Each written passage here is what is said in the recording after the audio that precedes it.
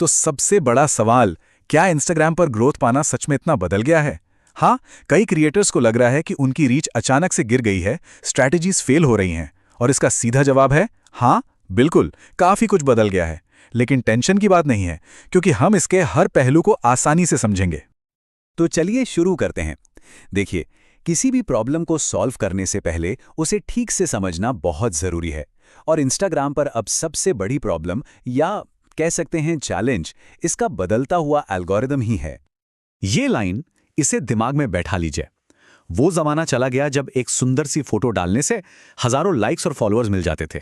जो अकाउंट्स अभी भी सिर्फ फोटो सेंट्रिक स्ट्रैटेजी पे टिके हैं ना, उनकी रीच लगातार कम हो रही है। क्यों? क्योंकि एल्गोरिदम अब कुछ नया चाहता है। और वो नई चीज है रील्स। इंस्टाग्राम अब एक सोशल मीडिया प्लेटफॉर्म से ज्यादा एक रील्स फर्स्ट प्लेटफॉर्म बन चुका है। सिंपल भाषा में इसका मतलब ये है कि एल्गोरिदम अब उन्हीं क्रिएटर्स को आगे बढ़ा रहा है जो अच्छी एंगेजिंग रील्स बना रहे हैं। प्लेटफॉर्म चाहता है कि लोग ज्यादा से ज्यादा वीडियो देखें, इसलिए वो वीडियो को ही प्रमोट कर रहा है। ठीक है, प्रॉब्लम तो समझ आ गई, लेकिन इस बदलाव का सोल्यूशन क्या है? सोल्यूशन शुरू होता है कंटेंट से। तो अब हम एक ऐसी विनिंग कंटेंट स्ट्रैटेजी पर बात करेंगे जो 2025 के एल्गोरिदम को ध्यान में रखकर बनाई गई है। देखिए, सिर्फ एक ही तरह का कंटेंट डालने से काम नहीं चलेगा। एक बैलेंस्ड मिक्स होना बहुत जरूरी है। हर फॉर्मेट का एक खास मकसद होता है। जैसे रील्स से आपको मैक्सिमम रीच मिलती है, यानी नए लोग आपको डिस्कवर करते हैं। फिर कैरासेल्स से आप उन लोगों को वैल्यू देते हैं, कुछ सिखाते हैं। स्टोरीज से आप अपनी कम्युनिटी को एंगेज रखते हैं, उनसे रोज बात करते हैं। और लाइव से आप ट्रस्ट बिल्ड करते हैं। जब ये सब मिलकर काम करते हैं, तभी एक कंप्लीट ग्रोथ स्ट्रैटेजी बनती है। अच्छा, तो रील्स जो रीच का सबसे बड़ा टूल है, उन्हें मास्टर करने के लिए बस 3 सीधे साधे नियम याद रखिए। पहला है लेंथ। 15 से 30 सेकंड को स्वीट स्पॉट माना जाता है। इतना टाइम काफी है वैल्यू देने के लिए, और इतना छोटा कि लोगों का अटेंशन ना टूटे। दूसरा, ट्रेंडिंग ऑडियो का इस्तेमाल करना।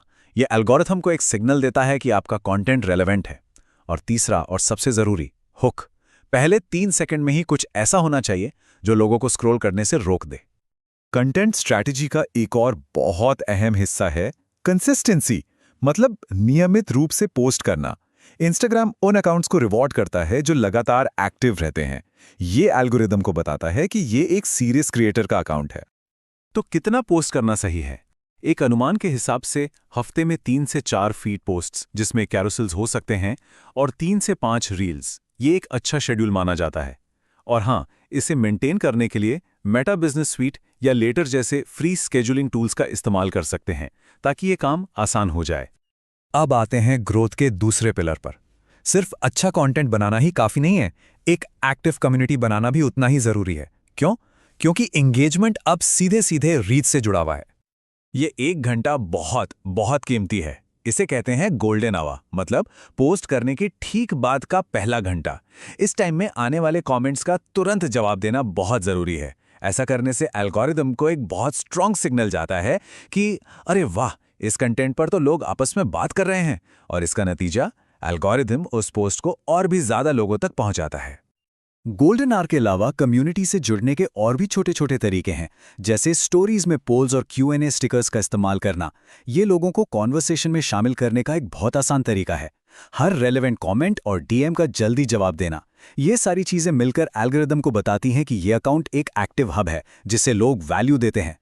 चलिए, अब आखिरी लेकिन बहुत ही पावरफुल स्ट्रैटेजी पर चलते हैं, डिस्कवरेबिलिटी। यानी उन लोगों तक कैसे पहुंचें जो अभी तक आपको फॉलो नहीं करते। और इसका जवाब है इंस्टाग्राम SEO। ये बात समझना बहुत जरूरी है। लोग अब इंस्टाग्राम को सिर्फ फोटोज देखने के लिए नहीं, बल्कि चीजें ढूंढने के लिए भी इस्तेमाल कर रहे हैं, बिल्कुल गूगल की तरह।